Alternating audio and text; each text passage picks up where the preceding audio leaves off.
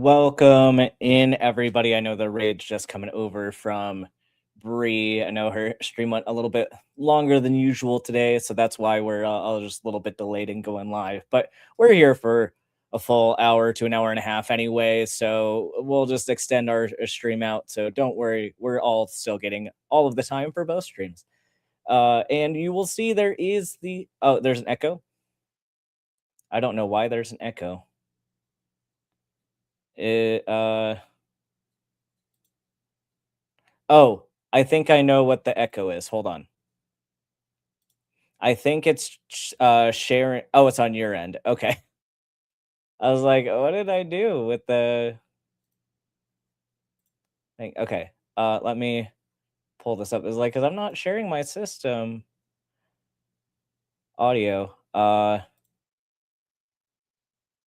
Let me put it back up for the other view was a little bit better. Okay, here is the quiz question for the day. You uh should be able to see it in the side chat. I know that there's one more answer on the actual question compared to in the side chat.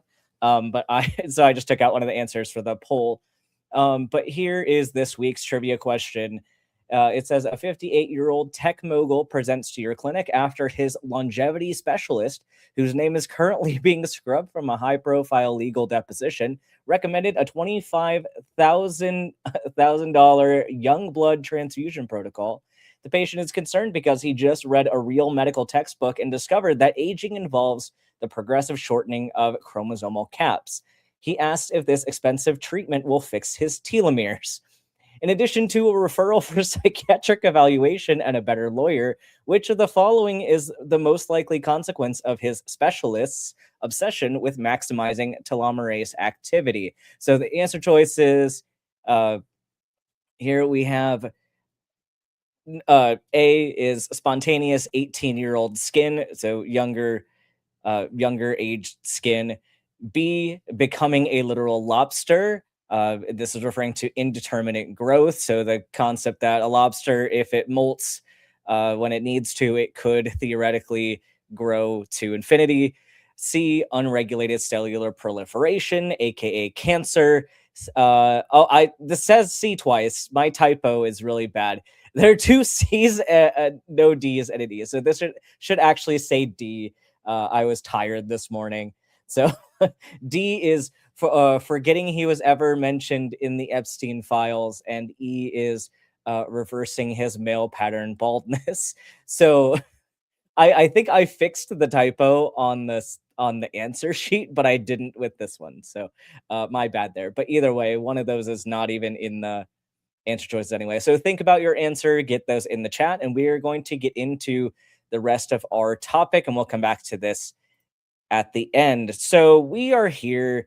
I know I just brought up a kind of silly little trivia poll question, but we're talking about a bit of a serious topic today. And it's kind of two parts of a topic. So one part, we're talking about the very redacted files. So if that is something that is a sensitive topic for a lot of people, I totally understand. The whole episode will not focus purely on that piece. We're also going to be talking about longevity medicine. Is that a real specialty? What does that involve? How regulated is it? And all that jazz. So let's get into the more serious of the topics, because that, I think, is what people really, really want to hear about right now. So let's share the screen. And I'm going to zoom in a little bit. So this is just a news article talking about the particular issue. So we're talking about Peter Attia. I think that's how he pronounces his name. I might be putting the emphasis incorrectly there. So I apologize, Peter, if I'm messing up your name. But Peter Attia, his name appears frequently in the latest batch of the Epstein files, which the Justice Department released on Friday. Not this past Friday. This is a bit older of an article. The two exchanged jokes, scheduled times to meet, and discussed Epstein's health via email in the mid-2010s, with Epstein saying at one point that he could pay to be Attia's client. The biggest problem with becoming friends with you, Tia wrote in June 2015. The life you lead is so outrageous, and yet I can't tell a soul. In a message in February 2016, Atia made a crude joke that female genitalia was low carb. Yikes. The revelation that Atia and Epstein had been friendly came just days after CBS News announced that it had hired Atia as a contributor. The network did not immediately respond to an inquiry about whether it intends to keep him in the role. I believe updates on that, he has resigned before being terminated from this role. CBS News has pulled a rerun of 60 Minutes segment featuring Atia that was scheduled to air Sunday, according to a source familiar with the matter. On Monday, Atia wrote on X that his interactions with Epstein had nothing to do with Epstein's pattern of SA or exploitation. Atia said he had not been involved in any criminal activity and had never visited Epstein's island, which, okay, so personal reports, how trustworthy those are, unclear at this time. But, it is there. So there are associations of Atia with Epstein, of course, whether or not he actually went to the island and participated in any of these things, could be speculated, but, not confirmed at this point in time. He says, I apologize and regret putting myself in a position where emails, some of them embarrassing, tasteless, and indefensible, are now public, and that is on me. I accept that reality and the humiliation that comes with it, he wrote, which that's a bit late for that. And I have a lot of concerns about a doctor who has this level of poor ethics. And I'll dive more in depth in that in a minute. But there's a lot of questionable ethics with this whole entire situation. Atia said his remark about not being able to tell others about Epstein's outrageous life was a reference to exercising discretion in powerful social circles, not an awareness of wrongdoing. He added that he had not been Epstein's doctor, though several times I answered general medical questions and recommended other providers to him. Atia did not respond to a request for comment. Atia is one of the biggest names in the longevity space, a medical philosophy rooted in the idea that people can improve and extend their quality of life and stave off chronic disease through a combination of exercise, sleep, and good nutrition, and by tending to their emotional health. He's the author of the best-selling book Outlive: The Science and Art of Longevity, and host of the popular podcast, The Peter Atia Drive. His company, Early Medical, offers a program that teaches people how to live healthier for longer. In the last few days, Atia has parted ways with at least 2 companies. So, yeah, there's a lot going on here. And I'll keep finishing this before I dive into my thoughts. Deviant Outcast, I'm not sure if Trump has talked about this guy. The person up for Surgeon General is not this person, but there's similar concerns that I have with both of them. Not that I'm not accusing Casey Means of being involved with Epstein, not that thing, but their level of training is very similar, and their level of grifting is also very similar. The dog is also very upset about this whole situation. He had been a scientific advisor for AG1. Okay, so the greens powder, which it's not the one that we specifically reacted to back a few months ago. I was specifically tried Bloom, but it's a very similar greens powder, and this is one that sponsors a lot of YouTubers. There are a lot of wellness YouTubers, or even I've seen travel YouTubers that are sponsored by AG1, and Peter Atia has been a scientific advisor for that company. Unclear if he still is working with them, but this is kind of a red flag. People who may be sponsored by AG1 should probably stop working with that company. And for other reasons as well, they should just stop working with that company because it's a scam. But more evidence of some questionable ethics related to said company. An AG1 spokesperson said in an emailed statement that as of this week, Dr. Atia is no longer an advisor to the company. Okay, good. So they got rid of him. Some doctors and longevity practitioners had recently questioned whether AG1 has any significant benefit The spokesperson said multiple trials have shown that the product has positive impacts, such as improving gut health. I'll spoilers for the previous stream about greens powders, but does AG1 have any significant benefit? No. All right, moving on. Until Monday, Atia was also an investor and chief science officer for David, a protein bar company, which that's a protein bar company. I know they're sold at Target. I don't know what other places. Probably some more expensive retail stores sell that. That is capitalized on the growing popularity of high protein diets. Oh no, there's this war on protein, but we got this protein bar company hiring people associated with Epstein. David's CEO, Peter Rahal, commented on X that Atia had stepped down from his role. The company did not respond to a request for comment. Atia maintains active medical licenses in Texas, California, and New York, but does not have a board certification and did not complete his residency, which he began at Johns Hopkins Hospital in Baltimore. Some doctors have previously accused Atia of touting unproven remedies and charging patients exorbitant amounts, which we'll get into that today.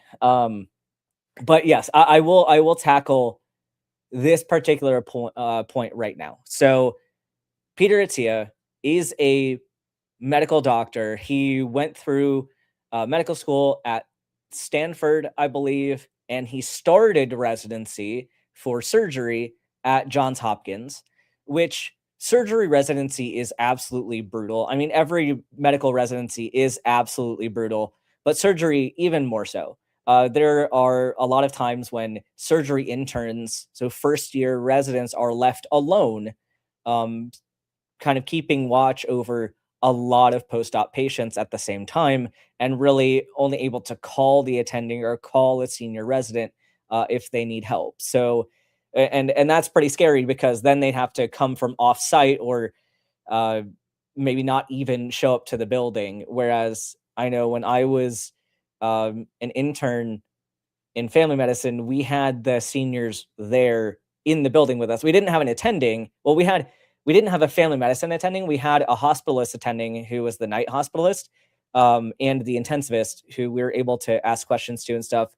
But then the family medicine attendings were off-site, but the senior residents were in-house. So you were able to call them, or you were able to talk to them directly, and they were able to go see the patients and make sure everything was okay.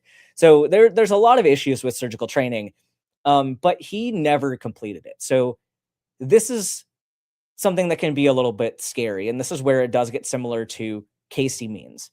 So neither one of them, Peter Atia or Casey Means, have completed their residency training, and a lot of states, depending on where you go, will allow you to be independently licensed if you complete an internship. So it's likely that he did at least one. Well, it's if he maintains active licenses, he has completed at least 1 year of residency.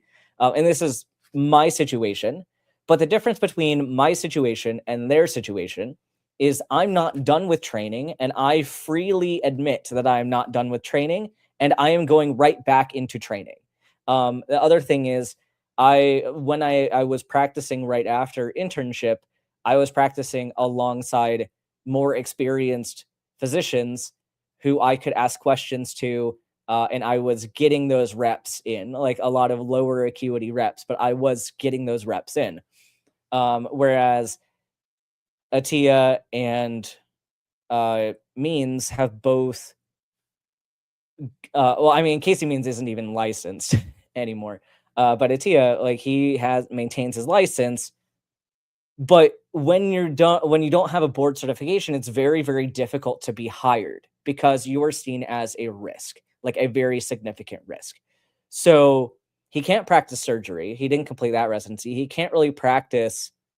Like, he could technically practice primary care, but he didn't do an internship in primary care. Like, he's not family medicine trained. He's not internal medicine trained. So he can't really start a practice unless he goes into something really grifty, like longevity medicine, whatever the fuck that means. And so it's this residency dropout to grifter pipeline is very strong, and it's you have when you go to medical school, of course, you have mountains of debt for most people, and so if you flunk out of your residency and you can't go get a job, you're out of a lot of options. And so people end up becoming grifters. There are some more honorable things you can do. You can go into another residency program and finish that training. You could go get a PhD. You could go do some research. You could even, there's a YouTuber who didn't complete plastic surgery residency, but ended up starting a company teaching pre-medical students how to get into med school. And that is something that, you could do pretty honorably and not sacrifice your ethics. Is say, I went to medical school, I completed medical school, and I got very good grades and board scores, and I can help college students. I can tutor college students. I can help them with their exams. I can help them strategize getting into medical school. And that's a more ethical way of kind of managing your debt expenses after flunking out of residency. Um, but all that being said, this person is has questionable ethics. He did not complete a training program and decided to present to the world as if he did, as if he is a qualified physician to be practicing independently, and he really is not. And definitely not qualified to be elevated to this level as an expert in anything. He's not specialty trained. So that's a little bit of context for that. Now, some proponents of longevity medicine have expressed concern that Atia's newly revealed relationship with Epstein could undermine trust in their field. Oh, wow. You have poor ethics, one person with extremely poor ethics, highlighting that there's a whole field with very poor ethics. Oh, no. Yeah, we'll get into that piece as well. In it, yeah, it has attracted a mixture of evidence-backed and pseudoscientific approaches for sure, and we'll get into that.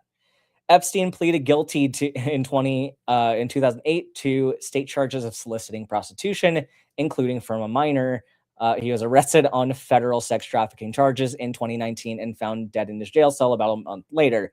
And so, yeah, I think you all know the situation with Epstein and all that. So this brings up a lot of concerns. Before we even launch into the longevity medicine garbage, we have to address the Epstein question. So there's somebody in the longevity medicine space, which again, I do not believe longevity medicine is a thing, and we'll get into that. But so one of them kind of in a PR statement actually like made a really good post that highlights a lot of my same concerns that I have with this person, and with this person calling themselves a physician, and pretending to be fully trained and specialty practicing. So let's go over to this one. So this says the Epstein files fallout why Peter T.'s trust problem matters. And I think this impacts not only the people grifting in longevity medicine, I think this impacts the broader medical society as a whole, because there's already a lot of trust issues with medical providers. And this, similar to with Larry Nasser, we have a lot of instances where people are put in positions of authority and they abuse that authority. And I think, especially medicine being a field where so few lower income or diverse people can get into the field, like there are a lot of barriers to entry. You attract a lot of nepo babies. You attract a lot of people who just want authority and money. And that's how we get people like Dr. Oz. We get people like this. Uh, it is a huge, huge problem.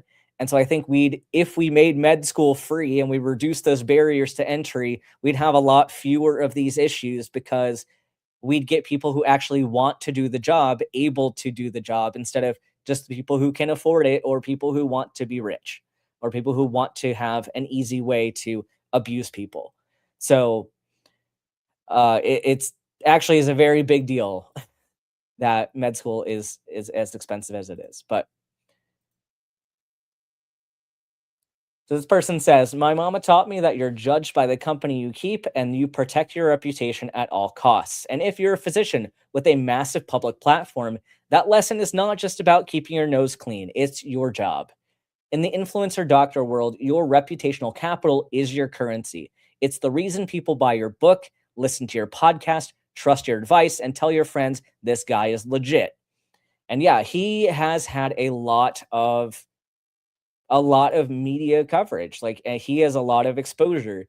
Of course, being like as popular as he is, like of course he got that way by being a grifter, but he is charismatic. He has attracted the attention of a lot of people. He's convinced the world that he's legitimate. And he's one of the reasons why longevity medicine is as popular as it is. But they say quite accurately that this past weekend, Peter Attia's, I don't even know how to pronounce it. I'm saying Attia. I might say it multiple different ways each time until I get it right. Peter Attia's reputational capital account drained in the blink of an eye. First of all, who is he? We kind of addressed that already. He has a podcast. He's a longevity specialist, whatever that means. What the Epstein files do and do not say. The newly released batch of Justice Department records includes a huge trove of Epstein-related documents, including emails. Reporting says Attia's name appears over 1,700 times in these records, and some of the email exchanges with Jeffrey Epstein are gross and demeaning to women. And that is kind of an understatement that they are gross and demeaning. Important point, these reports do not accuse Attia of committing a crime. He has not been charged with criminal wrongdoing in connection with this. He has denied any involvement in illegal activity and says he never visited Epstein's Island, never flew on his plane, and never attended any sex parties. So no, the story is not Peter Attia committed a proven illegal act, but also no, that does not let him off the hook, not even close. Absolutely. That is like, here's where it gets really, really sketchy. And they highlight it, like they partially highlight it in here. And yeah, no, they actually get into it later down. So I'm gonna let them highlight this. So here's the line that separates regular people from physicians. Doctors are held to a higher standard because they are trusted with vulnerable humans. That trust is sacred, absolutely. And once you build a career on trust, you don't get to play dumb when the shit hits the fan. Yes. And this is something that this is why I'm so passionate about debunking medical misinformation, especially, and why I give a more of an allowance for not understanding with lay people as opposed to people who claim to be experts, right? Like when you are a doctor and you know better, you have no excuse to be anti-vax. You have no excuse to be anti-abortion. You have no excuse to allow these horrible things to happen just because you didn't know any better. Because you know what? Your job was to learn better. And it's not saying that people don't make mistakes, because they do. But you need to be held accountable for those mistakes and you need to learn. And when you are called out, you need to do better. And that's not what we're seeing with a lot of people like Dr. Oz. He knows better and is intentionally misleading people and hurting people. Same thing with Attia. Same thing with Casey Means. They should know better. And if they don't know, then they should not be given the advice. So it's not an appropriate excuse for somebody who claims to be an expert. If you choose to be connected to somebody like Jeffrey Epstein, you are choosing risk, not just legal risk, reputational risk, ethical risk, human risk. And if you are a public physician, you do not get to pretend that you did not understand the assignment. Absolutely. Right. And especially like Epstein was convicted in 2008. So he was known to be a sex offender in 2008. So, but we see Attia's name showing back up in the 2010s and in 2015 specifically. And so you, at that point, you do not get to pretend that you just didn't know this was happening. This is the same excuse like people are saying about Richard Dawkins that, oh, well, but he wasn't necessarily doing these things. Okay, but he knew that they were happening. He knew that this person was harming children. You should know better. Like, and if you have any ounce of ethics, any ounce of concern for human safety, you should not go back. You should not associate with this person. And furthermore, we're going to get into where Atia differs from these other people. Atia has additional responsibilities that he just didn't follow because he felt like his relationship with Epstein did not matter. And this is really, really disgusting. And so she goes back in to talk about reputational capital as the whole job again. And yeah, you people are expecting their doctor to be honest, careful, safe, ethical, worth listening to, all that. And this is the thing. It's not just about making yourself look bad. It's not just about losing your patient population. It's not just about losing your podcast viewers, whatever. There is a huge issue with his responsibility as a public health or as a healthcare professional.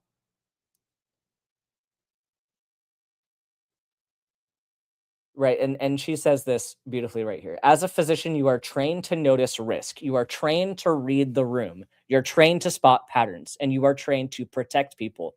So when the story is, I met with him for years and I didn't know, that does not inspire confidence. That inspires one of two reactions.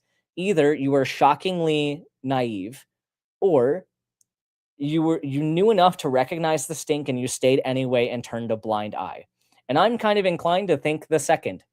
I don't think that this person was shockingly naive to just not know what Epstein was up to after an essay conviction. I think this person is an unethical person who knew what was going on and thought it wasn't a big deal and stayed anyway. And that's a really big issue. But more so here, they get into the mandated reporter question. So, as a doctor, and other healthcare professionals included, so nurses, psychologists, psychiatrists, I mean, psychiatrists are doctors, but the broader community of healthcare professionals are mandated reporters. So that means when somebody comes to you and discloses that there's assault or abuse happening, you have to report it. Or if even if they don't come to you with it, but you suspect it, you have to report it. So this is really, really, really bad. The fact that not only did he know this was going on and stay, but he had the obligation to say something if it was suspected, and he did not say it.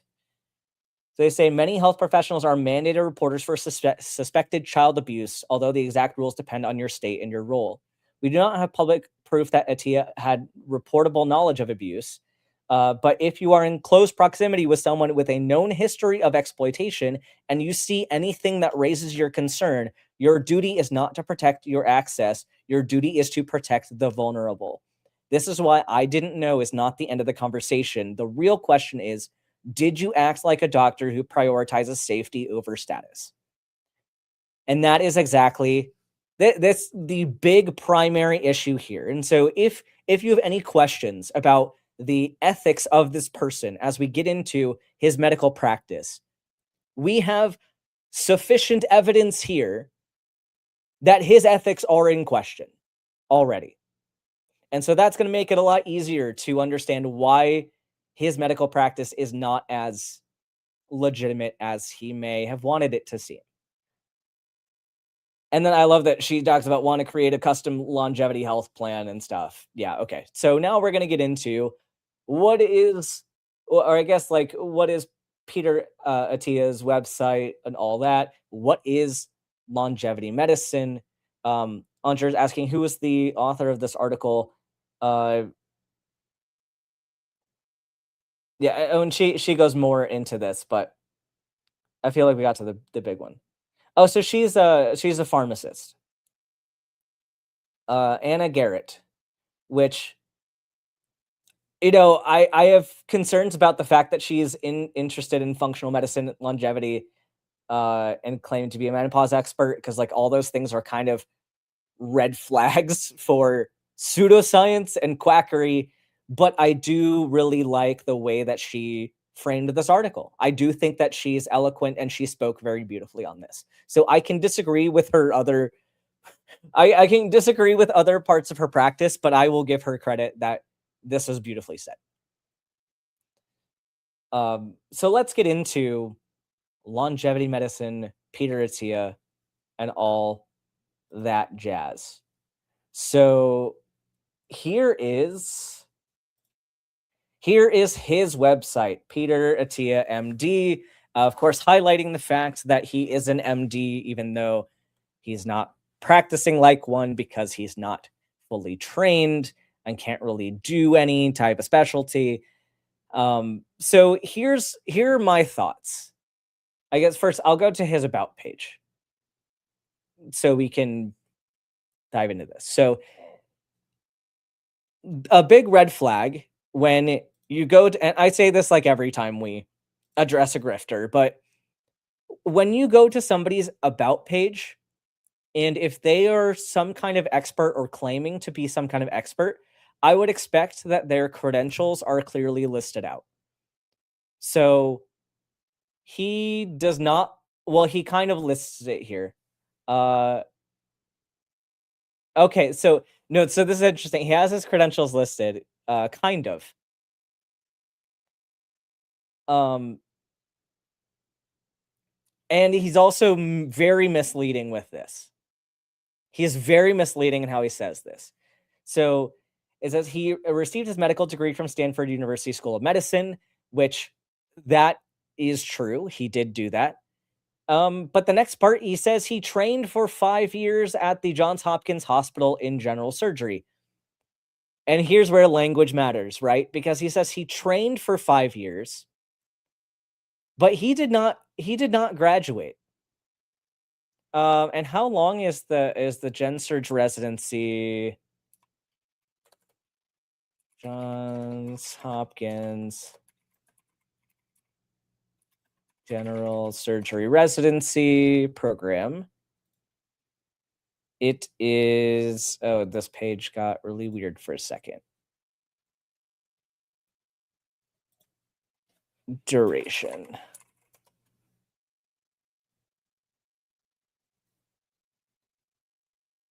Okay, so it is a 5-year program. It's a 5-year program, but he did not graduate. So he may have, I don't know if I trust the fact that he's claiming that he went for 5 years but ended up not graduating. To become a doctor, do you have multiple graduations? Yes. Well, to actually get the medical degree, you just have the one from medical school. But to be an attending physician, so like practicing on your own without supervision, in a specialty, you have to graduate from residency. And then if you are doing a subspecialty, you'll also have a graduation from your fellowship. So he never graduated from his surgery residency. And then when he says that he spent 2 years at the NIH as a surgical oncology fellow, he was not a physician fellow. He was not a specialty. Like, so when they say fellow, there's a couple types of fellow that you could be. You could be an actual like doctor fellow, which is you are getting trained to be that subspecialist. So if you're going to be a surgical oncologist, that is a protected title for a physician, and you have to complete a fellowship in that. But there's also research fellows, and so his research. He was a research fellow, not a specialty fellow. So he did some research focusing on immune-based therapies for melanoma as a researcher and not as a medical fellow. So that's sketchy right there. So he's all like he's playing with the words to lie about his credentials, which I'm not surprised about because he was okay with associating with Epstein. So his ethics are already super in question for me. But he's licensed in Texas, California, and New York, which those states do not require you to be to complete a residency before you get licensed. So there's all that. But longevity medicine, I want to know like what he says. Does he say what longevity medicine is? Oh yeah, he does. I guess he's the founder of Early Medical, a practice that applies the principles of medicine 3.0. Ooh, fancy word 3.0. To patients with the goal of simultaneously lengthening their lifespan and increasing their health span. So this is all a bunch of pseudoscientific garbage that he is saying. Like let's think critically for a second, folks. Longevity medicine is such a stupid term because like what is longevity? Longevity, of course, is living longer. And I guess they're adding to this having better quality of life for longer. Are you claiming that you're a specialist in this? And are you claiming that other doctors don't do that, right? Like, what are some things that you do to lengthen your lifespan? You get medical care, and like, how do you improve your quality of life? So, like, health wise, you get medical care, right? So, my question is, what makes you different than any other doctor, right? The goal of medicine is to, for the most part, increase your lifespan, right? Like when we prevent cardiovascular disease risk in primary care medicine, you're doing that. When you're preventing stroke risk, you're doing that. When you are preventing, when you're treating somebody's diabetes, when you're treating somebody's thyroid disease, when you're giving gender affirming care, when you're treating mental health issues, you're doing that. You are lengthening their lifespan. So that is, you could say all doctors are longevity doctors with the exception of hospice care. Right? Like the one point where it shifts from lengthening their lifespan to the goal being just improving quality of their remaining lifespan, that would be, getting into some geriatrics and like palliative care medicine, right? Like all doctors are longevity doctors. So why would you say that? Why would you imply that you need extra training in improving longevity? And like the practices that people claim are related to longevity, like let's look at his some of his topics. Like let's see, cardiovascular disease risk, right? So he claims that one of the scariest things about heart disease is that it's often a silent killer with few to no outward symptoms. As one of my medical school professors like to point out, the most common presentation of the disease is a sudden fatal heart attack, which is true, but we are decreasing risk factors a lot earlier. So he talks about going into uh, ApoB and stuff. So what I see kind of the big things with longevity medicine is that they like to go in depth unnecessarily into genetics and really niche enzymes and proteins that that do contribute to things.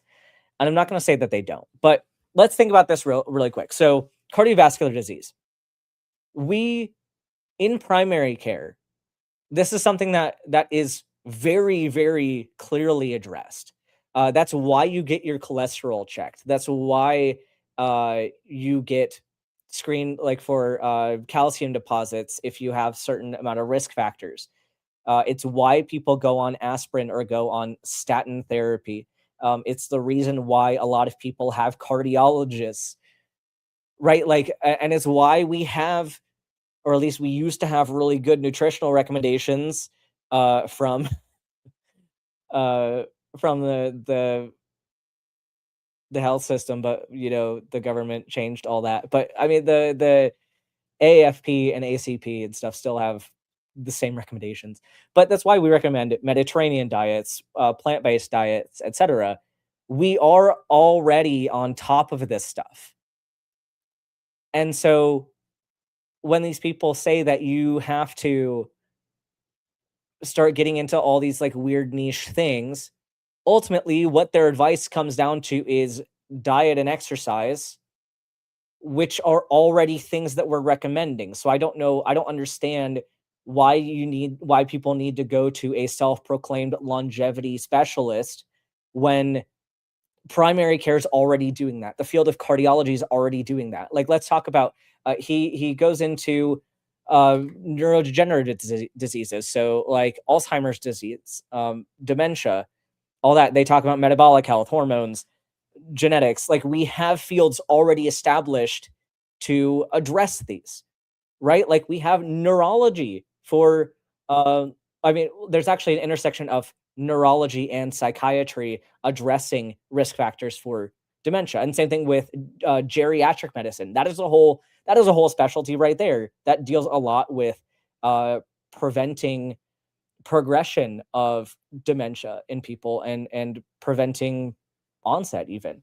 So we're already doing that. There are already fields for metabolic health and hormones. It's called endocrinology. We have people that specialize in that. We also have primary care that does management of diabetes and hyper and hypothyroidism.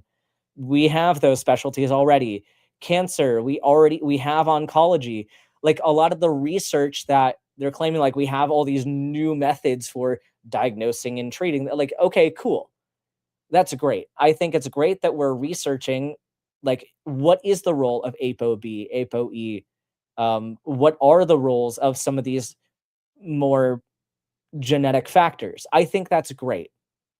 Where the grift is claiming that longevity medicine practiced by people without board certification and without complete training, like, that they're going to have the answers to this, and they're the ones to manage your preventing your Alzheimer's, and not neurology, not cardiology, not primary care, not endocrinology, not geriatric medicine. Like, so the stuff that's coming out is coming out, like, the data is coming out from the verified legitimate specialties.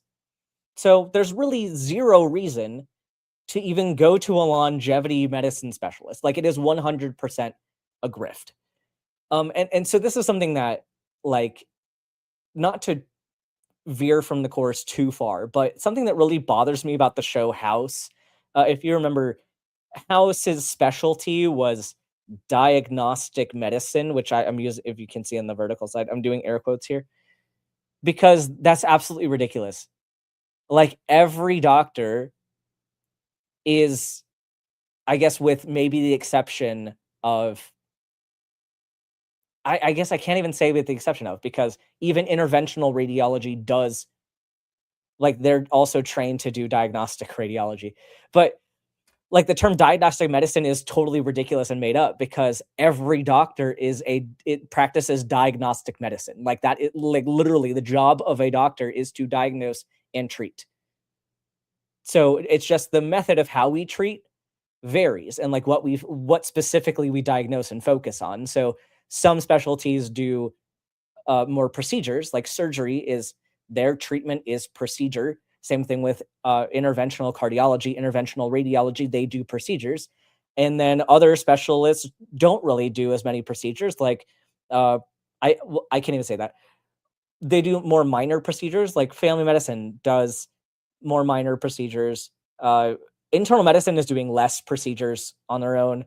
But like, neurology is less procedure focused. It's more medication management focused. And so you do have this kind of push and pull of how do you do those treatments? How do you perform these diagnostics? But they all do diagnostic medicine. Um, And like there's only one specialty that really is labeled as diagnostic, and that is diagnostic radiology, for the reason that they do not do interventions. That diagnostic radiology is only reading scans and interpreting scans and not doing interventions. So that's an important distinction there. But like that's just a sidetrack of like some of the language that people use to try to legitimize themselves is just it's just dumb. It's just really dumb to say it like that. And I get that the public will think that you're cooler for using those terms, but most people in medical fields will just think that you're a tool and will say like you are taking yourself way too seriously and you're giving yourself credentials that you do not deserve. So, um, yeah, this guy has a lot of topics like this, and of course, something very very important to get into here is supplements, and he talks a lot about keto diets. He talks a lot about NAD, the biological clock, all that stuff, which we're going to get into that in a minute.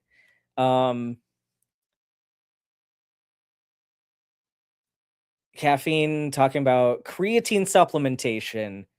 Wow, who would have thought that a grifter in a made up medical specialty would be trying to convince people to take supplements? Never saw that one coming. But yeah, that's just a little bit more about him. But let's look a bit at the American Board of Regenerative Medicine and the American Board of Longevity Medicine. And this is also very, very despicable. So if you came across this, right? Like if you're a layperson and you hear like you're not super familiar with every single medical specialty out there because there are a lot of them. There's so many medical specialties that you might just think, oh yeah, longevity medicine is a real thing and regenerative medicine is a real thing. Like and if you know maybe a little bit more, you'd know that okay, uh, there are American boards of different medical specialties. Like there's the uh like American Board of Family Medicine, the ABFM. There's the the ABIM, the American Board of Internal Medicine. There's the American Board of Surgery. There's an American Board of like every specialty you can think of. So when you see, okay, I know that the AB, insert letter here, M, is the common abbreviation for legitimate medical specialties. So this also must be legit because they have the ABRM and the ABLM. Well, this actually is not a legitimate medical specialty. It is not recognized by, there's a kind of third party organization that accredits different specialties. And there are some legitimate specialties that are not yet accredited. But they're kind of few and far between, and those are maybe more like really niche things like informatics and stuff that don't do as much like direct patient care. But this is not actually accredited. But you can tell that they are trying to lure you in to think that it is legitimate. So they say that the American Board of Longevity Medicine is established as a formal specialty. So they say it's a formal subspecialty certification pathway under the American Board of Regenerative Medicine. So, yikes! So it's formal under this unrecognized board of fake pseudoscientific medicine, right? But a layperson's going to look at this and say, "Oh, it's a formal subspecialty." No, no, no, no, no. It is not under the same accreditation board as family medicine, internal medicine, and all those. It is under this fake one, providing structured, evidence-based framework for physicians engaged in the clinical practice of longevity medicine. The ABLM certification process is designed to assess and validate physician competency in the scientific principles, diagnostic strategies, and therapeutic interventions that address mechanisms of aging and lifespan optimization. Again, like just kind of nonsense. Through completion of defined educational modules and successful performance, On a comprehensive written examination, candidates demonstrate proficiency in the foundational and translational sciences that underpin contemporary longevity-focused clinical care.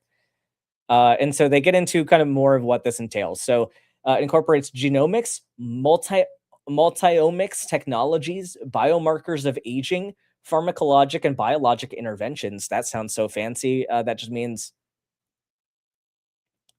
pharmacologic is medicines and biologics are like monoclonal antibodies and stuff are biologics.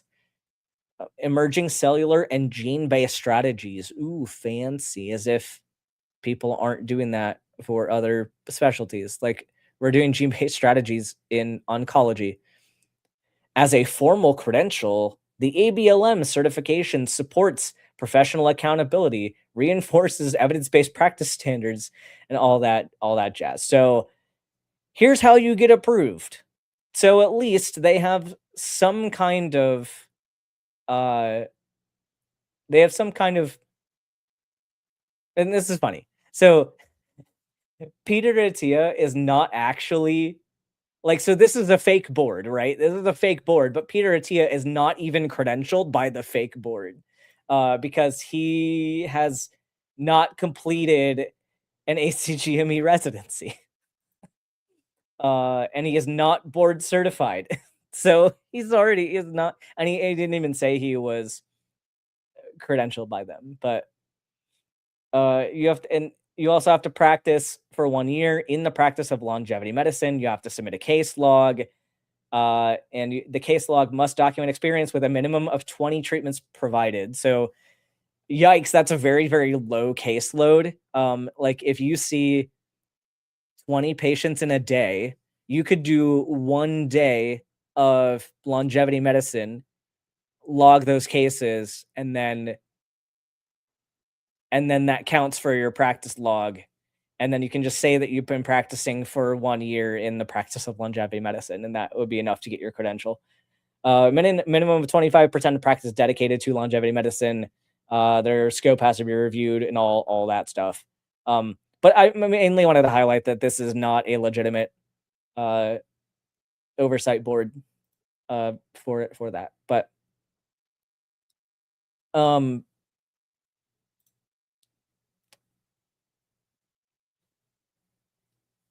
I have another article I want to pull up, kind of highlighting the issues with the like how did we get here? Like um what made longevity medicine as popular as it is? And is it a scam? And how is the scam so successful?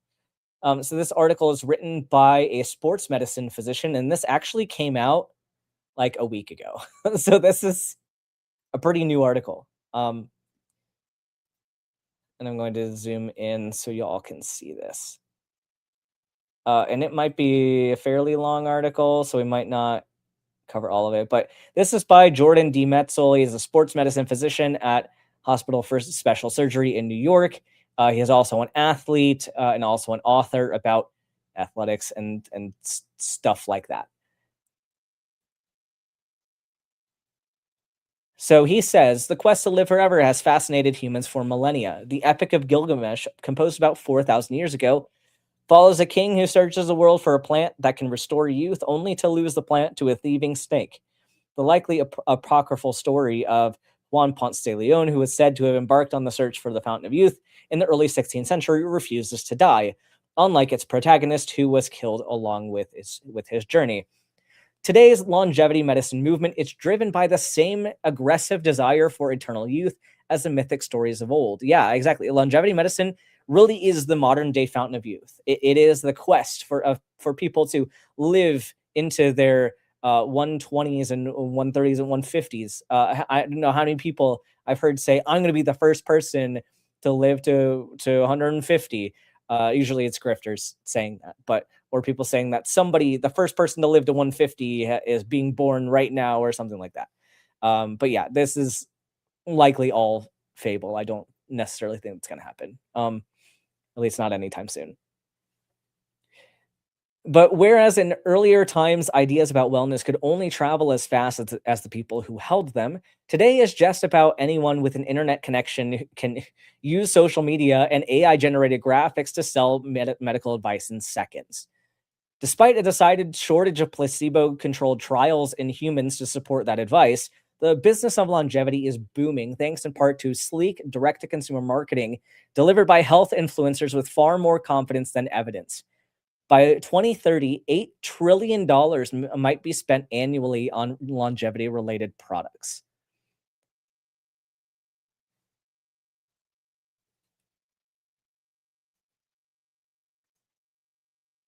Yeah, and I'm just seeing the comments in the side chat. Um, as a sports medicine physician, I see the consequences of the modern longevity obsession up close. Patients arrive at my office convinced that the right peptides, cold plunges, or lab tests can meaningfully extend their lives. They're almost certainly headed for disappointment, if not harm.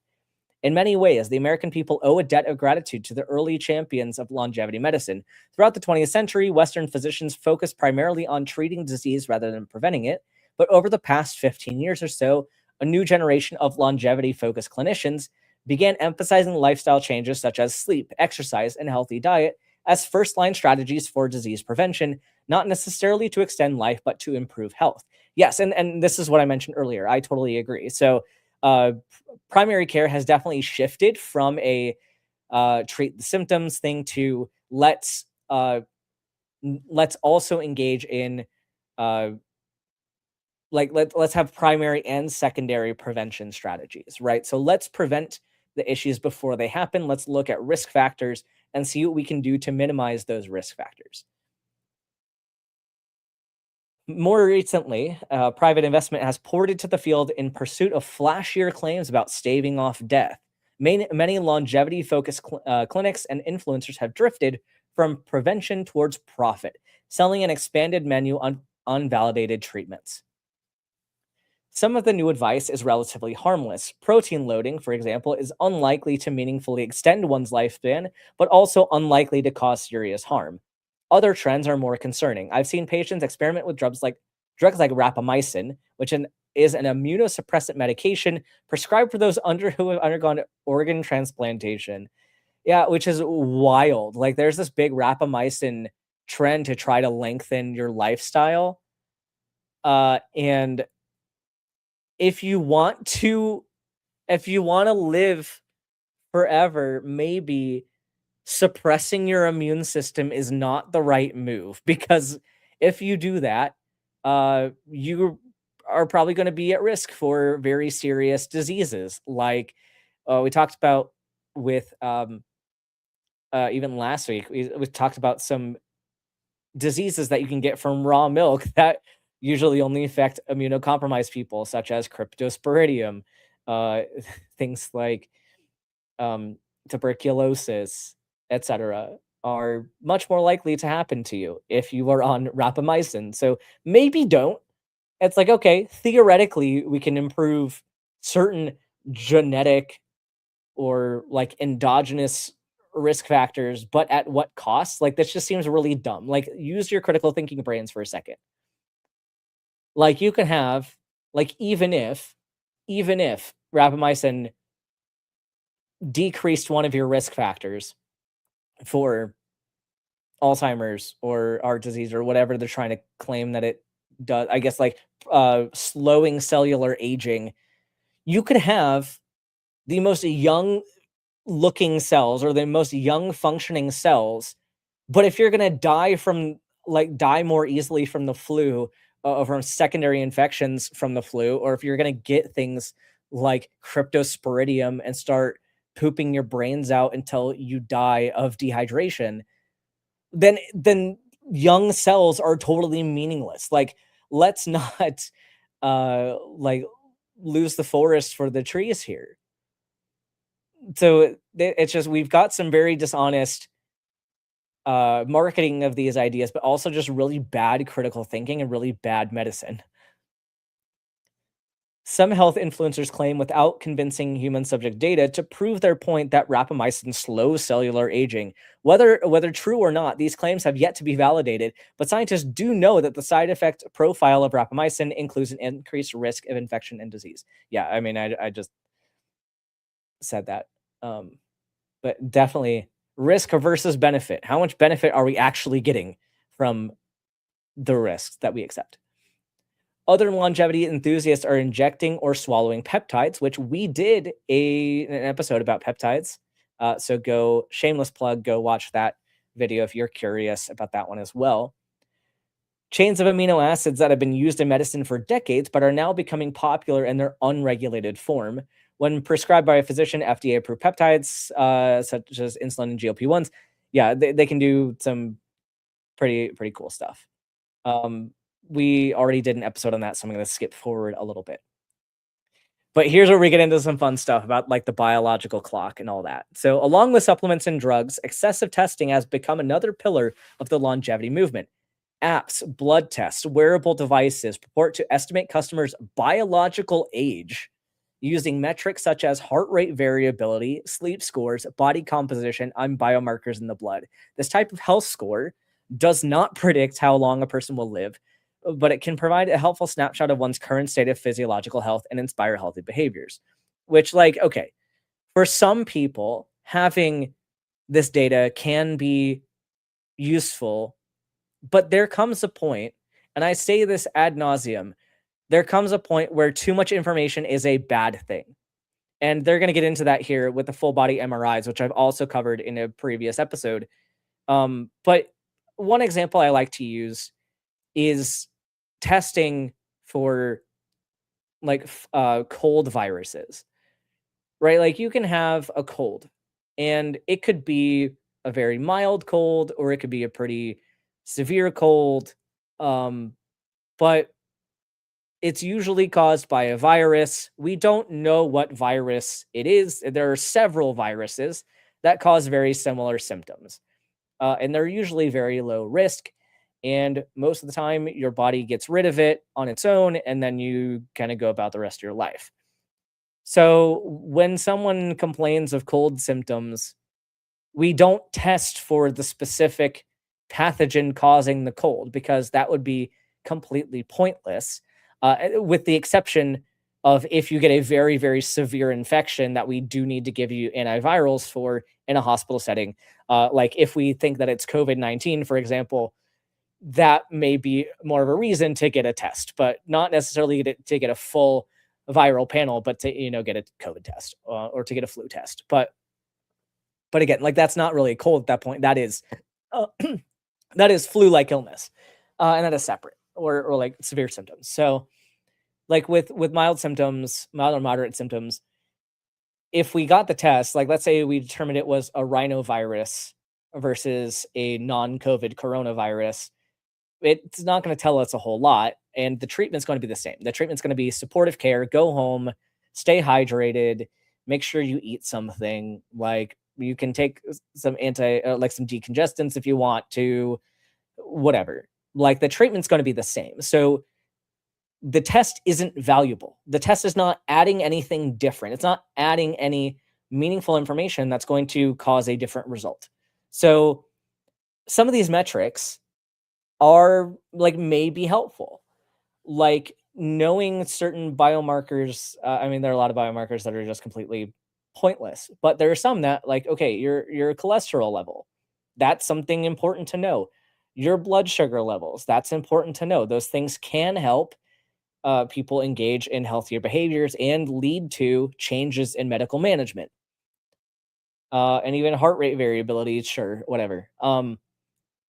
Sleep scores, it's like sleep scores subjectively could be useful, but if like it could be useful in the case of assessing certain lifestyle factors that you need to modify in order to get better sleep. For example, if you exercise too close to bedtime, that can keep you awake, or having the lights on, or sitting, like doing your work in your room with your bed can make it more difficult to sleep at night. So, can you use a sleep score in order to say, is taking away this uh, habit helping me feel like I'm sleeping better. Sure, okay, so you use something like that, but or it could be used to say, hey, like I'm seeing a difference in my sleep. Maybe I need to get a sleep study. That could be potentially useful.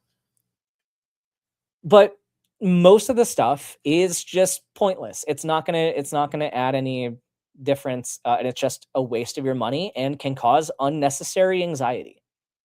And that's what they're getting into with the full body MRI scans, which they marketed to detect disease early and thereby extend life. And although this sounds like a good idea, the availability of screening has outpaced its clinical relevance. Yeah, so people are paying like several thousands of dollars to get a full body MRI to find every single thing wrong with them, which it just is not useful for that. You're not going to catch most things like that early.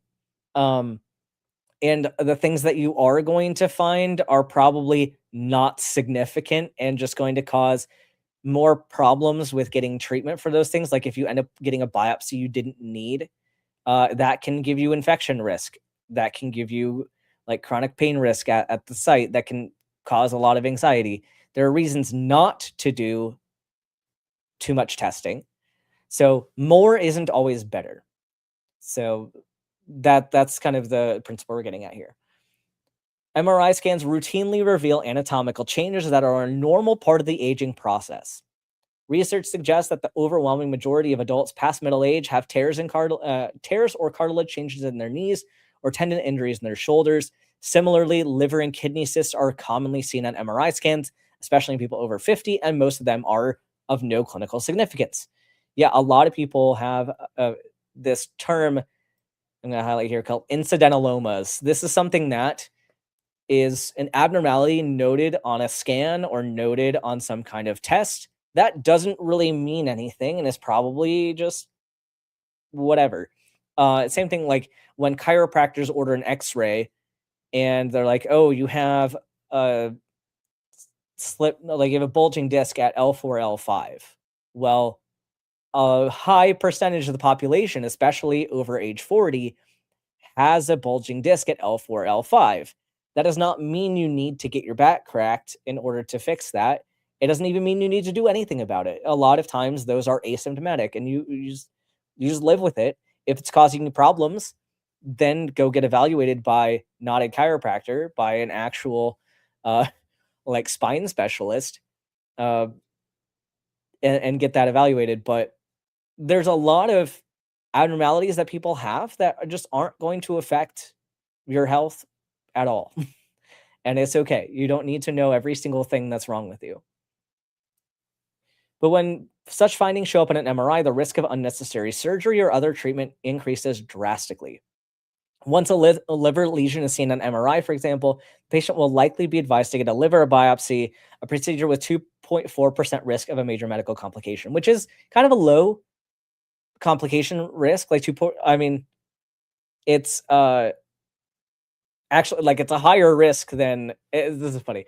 This is a higher risk than people regretting their gender affirming care, right? So this is really funny that people think that, oh, we shouldn't be giving gender affirming care because it's got a high risk, like a 1% regret rate for gender affirming surgeries, but then you have risk of like a 2.4% risk of major complications from a liver biopsy.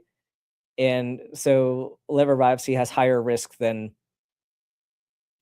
gender affirming care. Uh, but it's just funny to me.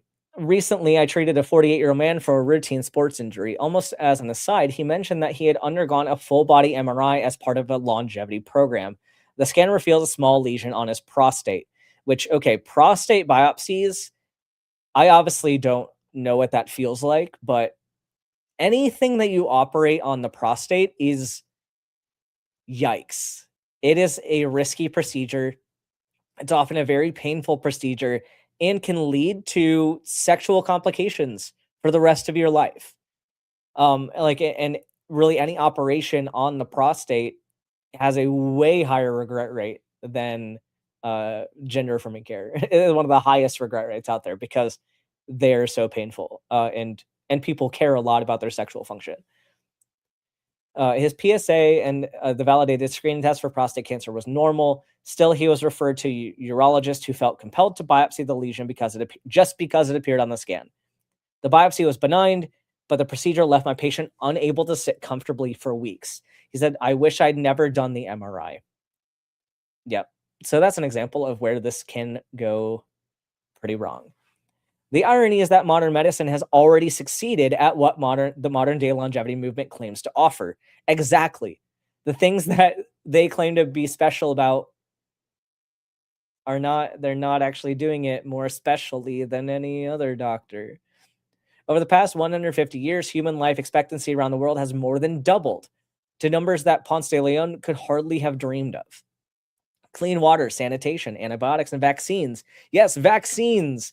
Man, okay, so this is something else. These longevity people, they're like, we want to live forever and we want to have the best quality of life. I want to know exactly what my biological age is so I don't die early. But then it's okay if we get measles. Measles is fine. It's just a little bit of measles. Like, come on, people. Can we not see the conflicts in the logic here? And especially, can we not see the ethical conflicts with, like, you got people promoting this longevity movement and all this stuff, and then they're being caught in the Epstein files and like not reporting child SA. Like, when are we going to see that these people are grifters and that they're not honestly trying to help people? And, like, I'm not saying that all of them are grifters. I think that some of the people pursuing longevity medicine are genuinely naive and do not understand that it's not a legitimate specialty. But Peter Attia, Dr. Oz, people like, I mean, RFK Jr. is not a doctor, but he is promoting a lot of this stuff. Like, the fact that they are going to claim that they value lengthening the life expectancy and then they're anti-vax. That is an absolute conflict. And we should be more skeptical of those people and their intentions. Yeah, have done more to extend human life than any supplement stack ever could. Cold plunges and red lights may feel empowering, but there's little evidence that today's biohacking tools meaningfully extend the maximum human lifespan. A better and more achievable goal would be to extend healthy longevity, adding life to years instead of years to life. Scientists and doctors, for the most part, already know how to do this. Daily exercise, maintaining skeletal muscle volume as you age are among the most potent forms of preventative healthcare.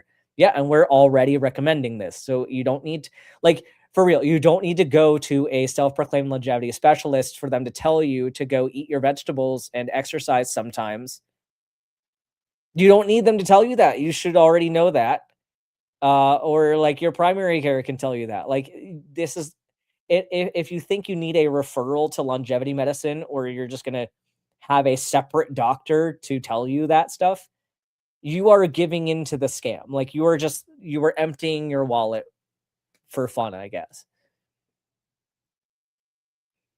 For decades, after decades of prescribing exercise as medicine to my patients, I tell them this: move your body every day and build muscles with weights or body weights exercises 3 times a week. Eat foods you can recognize in nature. Prioritize sleep. Stay socially connected with community activities. Such a regimen may not enable you to cheat death, but it's free, it's evidence backed, and it will help you live well right now. Well said. Absolutely well said. Um, I had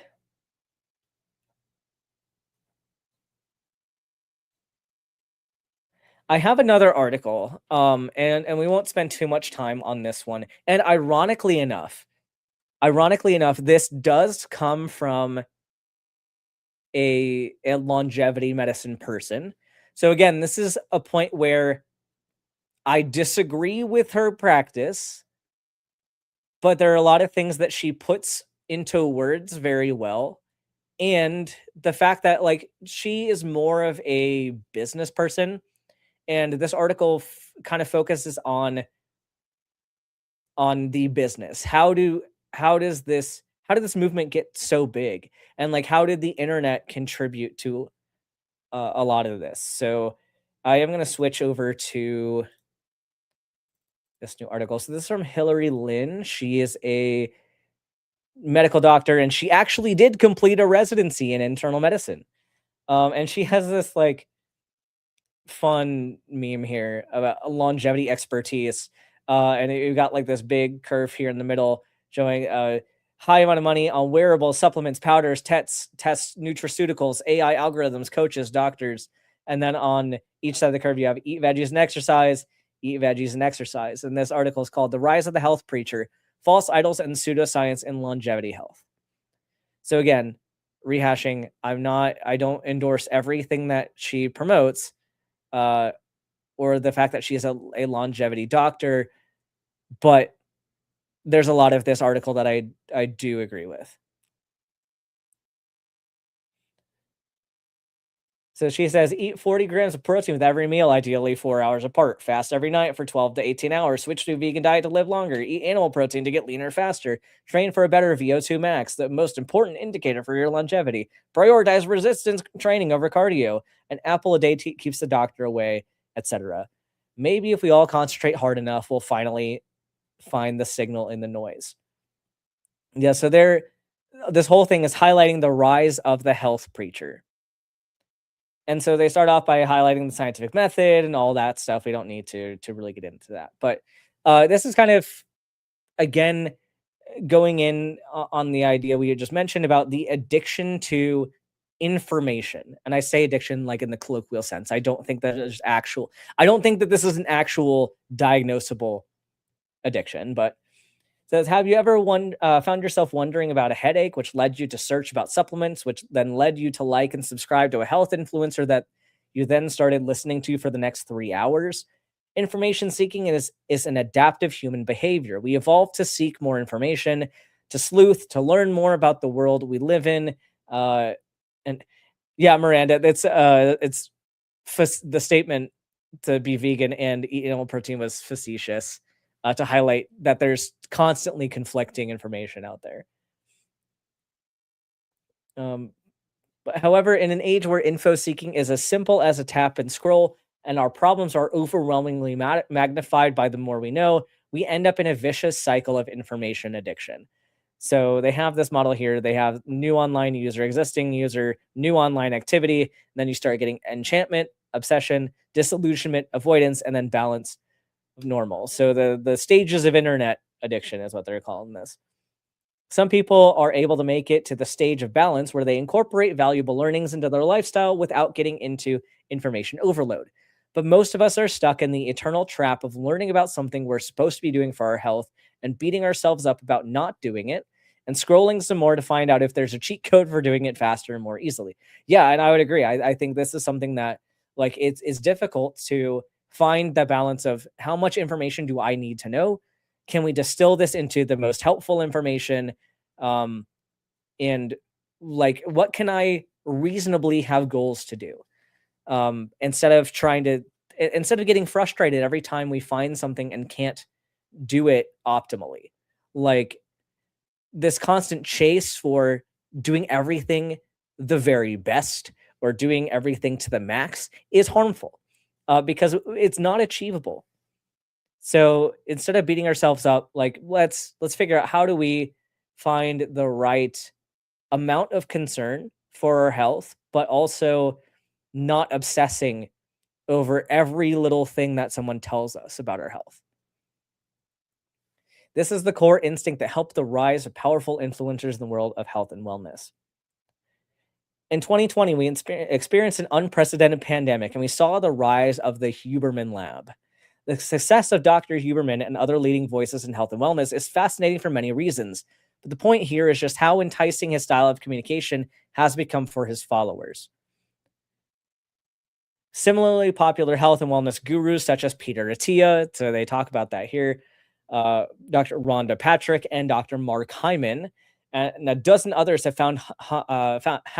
I cannot even speak, have followings of hundreds of thousands or even over a million, in the case of the prolific and very pseudoscientific Mark Hyman. Why are these leading health voices so attractive? Is it partially due to their expertise? Although even they will often admit their own podcast guests are the greater experts in many topics. It's a lot due to their charisma and communication style, a flavor and quality. Unfortunately, not taught in medical or graduate school. Yes, and that is true. We need to get better at our science communication. So I do recommend people who are credentialed and who have charisma, such as Dr. Mike. And I know there's some more people producing shorts now, like Dr. Justin Shaffa, who I highlight a lot on this channel. He does kind of the chiropractic debunks. Dr. Zachary Rubin, who's a pediatric allergist, does some really good content. So there are a lot of good experts out there um, who have charisma, but not everybody does. And it can be hard to find doctors that are easy to listen to.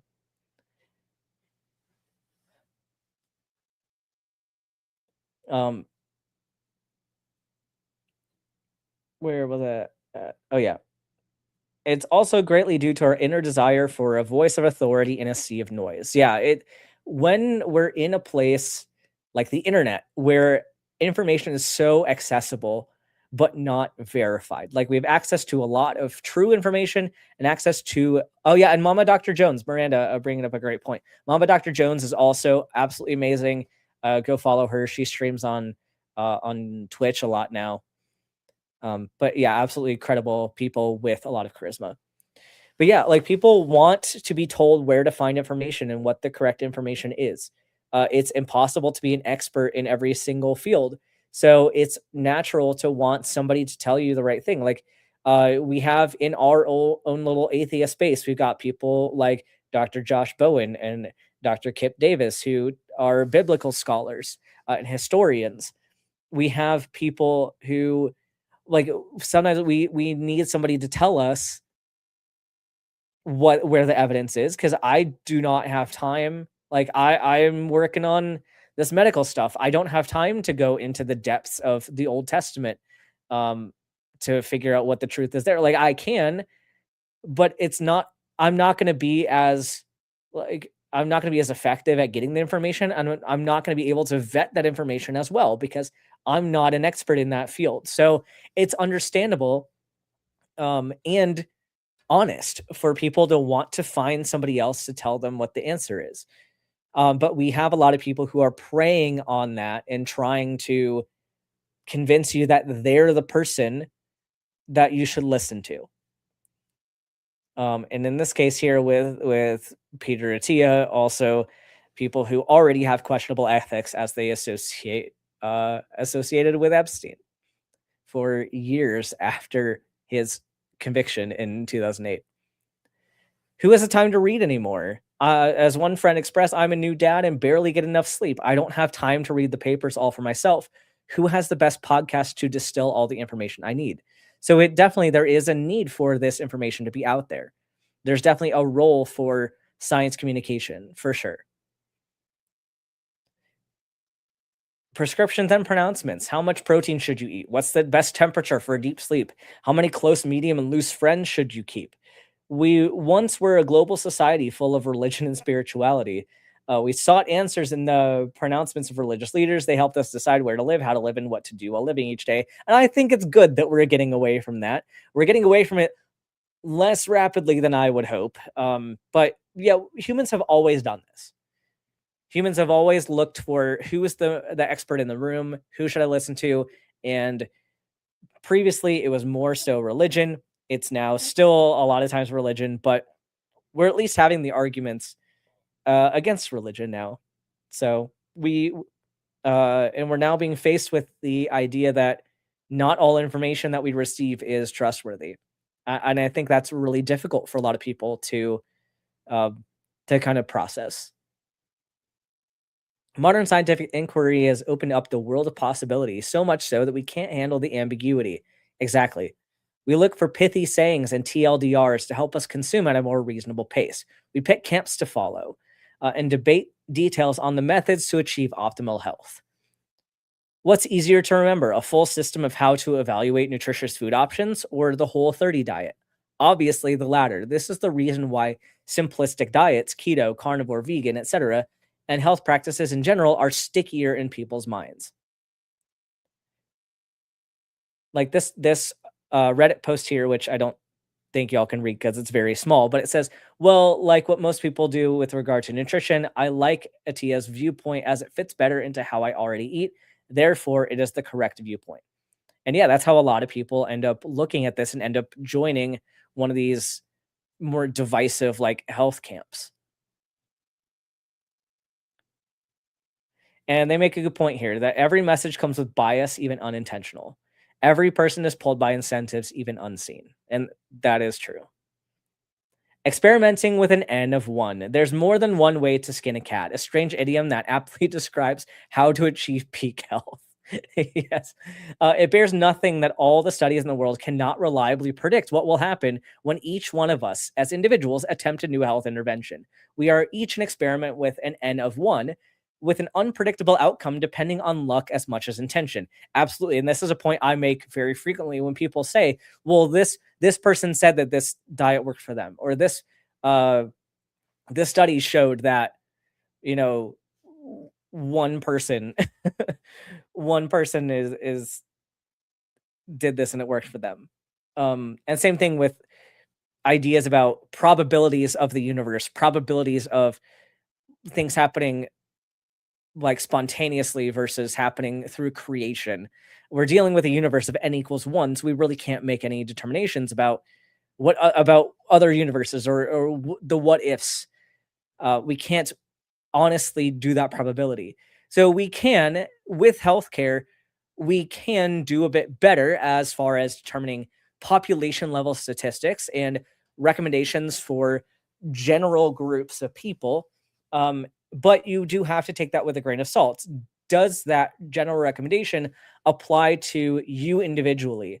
Or is that like if there's a statistic that says young people are like people under the age, or I guess between the ages of 18 and 30, have XYZ risk of outcome, then if you are in your 50s, you could probably assume that that guideline doesn't really apply to you.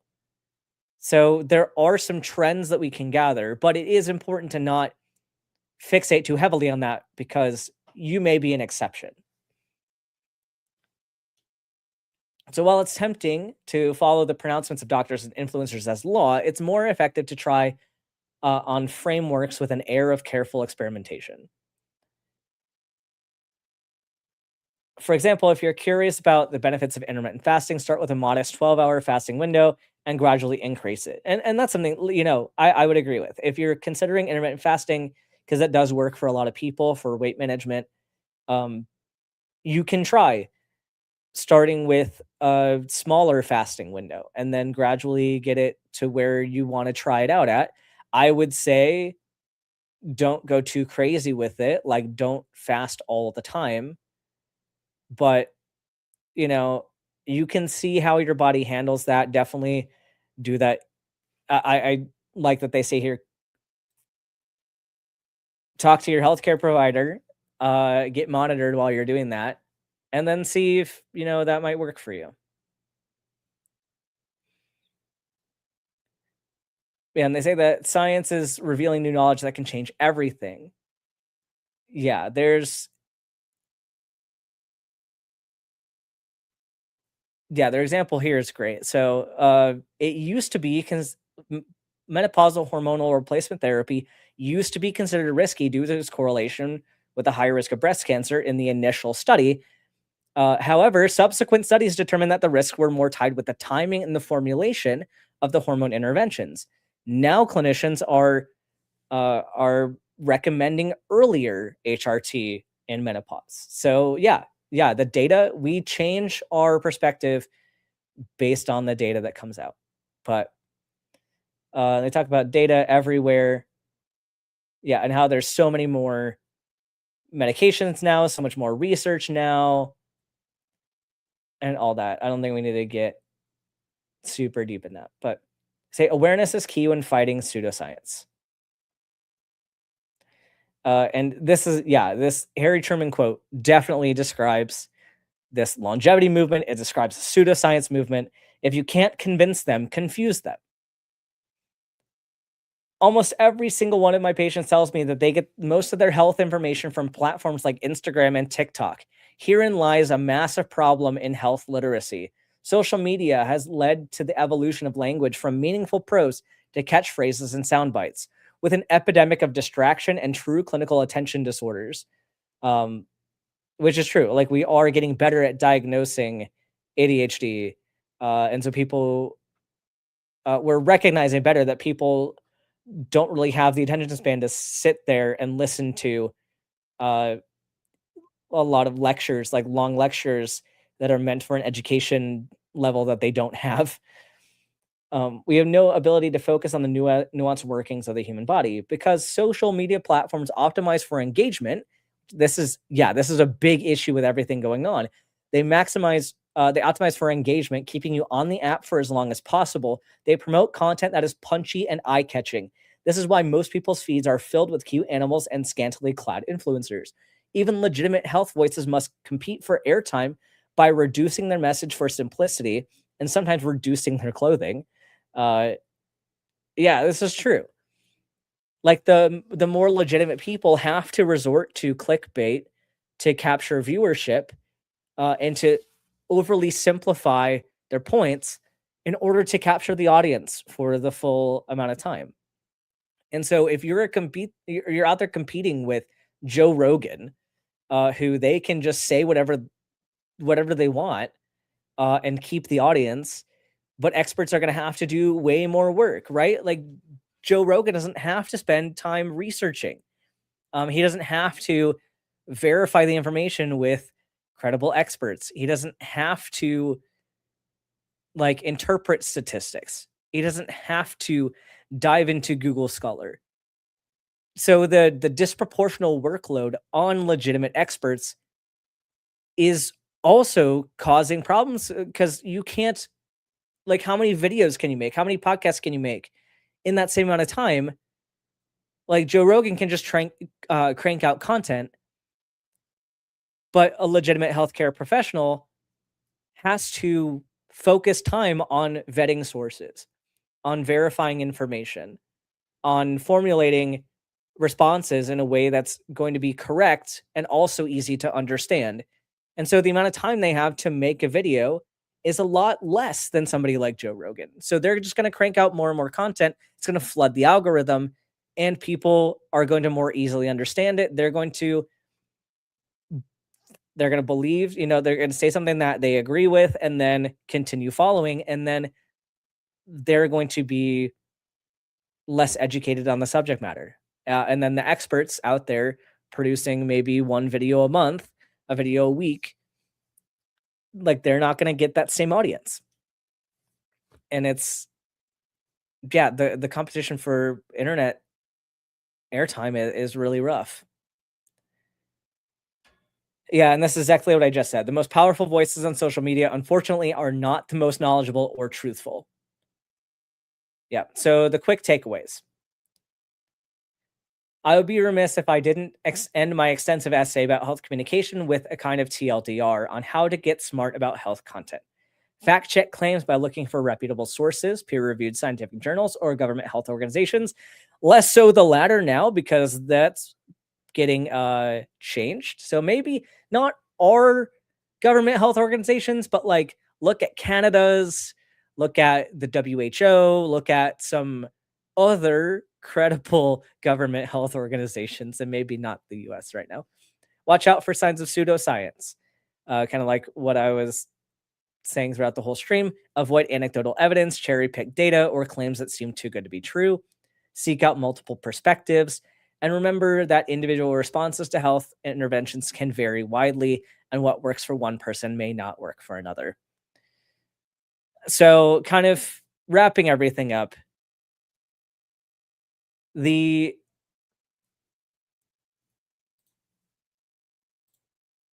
to wrap all this up, we had kind of two very different topics converging on the same person, that is Peter Attia, the not graduated, not board certified longevity medicine expert who is associated with Jeffrey Epstein. And the reason why I bring up both of these issues together is that we can clearly see, like, this is a very easy example to show where just because somebody claims to be a healthcare professional or claims to be wanting to help people, they may have ulterior motives and they may be involved in some really terrible activities.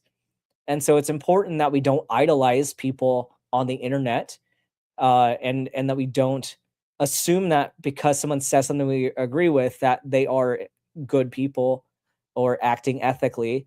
And if somebody is acting unethically, and especially egregiously unethically, like in this case,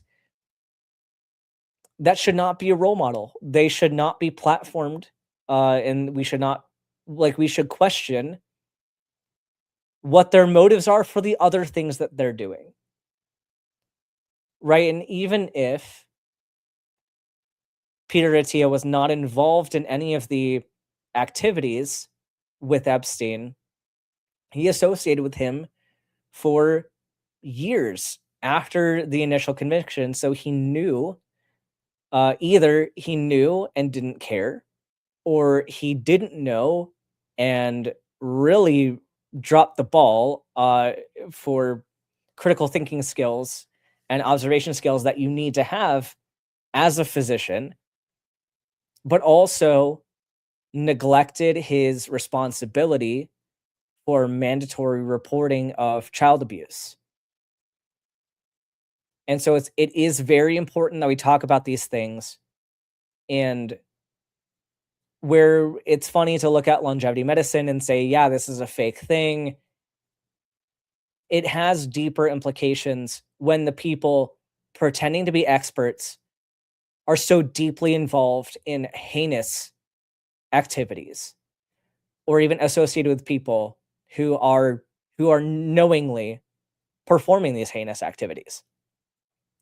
So the way we think about problems matters. The way we present ourselves matters. The honesty in our credentials, the honesty in the evidence does matter. And so again, it's not saying that all people who practice longevity medicine are grifters, but a lot of them are. And a lot of them may be hiding some other things. So it's very, very important that we carefully vet people, we vet our sources, we think through the problems. Is this legitimate? How do I find the answer to this? Instead of giving people money who don't deserve it. So I know it started off heavy.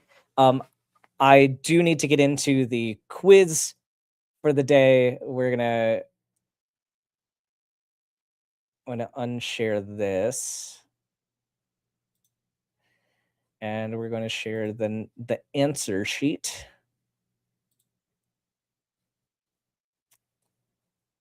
I'm actually going to switch over to this one first before we do that.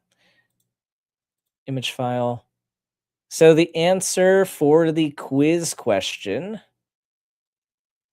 Oh, I did not change. I did not fix the typo. I thought I had fixed the typo in this. I did not fix the typo in either of these.